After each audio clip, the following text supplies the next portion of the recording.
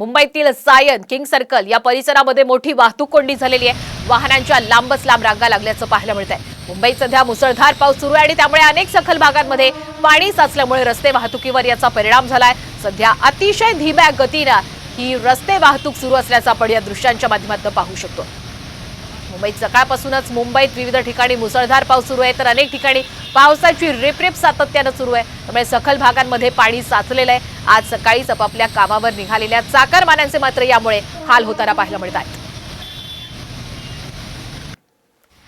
मुंबईसह उपनगरामध्ये पहाटेपासूनच मुसळधार पावसाला सुरुवात झालेली आहे। सायन किंग सर्कल या भागामध्ये पाणी साचण्यास सुरुवात झालेली आहे आणि तिथलीच ही महत्त्वाची दृश्य आपण सध्या साम टीव्हीवर पाहतोय। पहाटेपासून सुरू असलेल्या या मुसळधार पावसामुळे किंग सर्कल भागामध्ये पाणी सगळीकडे पाहायला मिळतंय।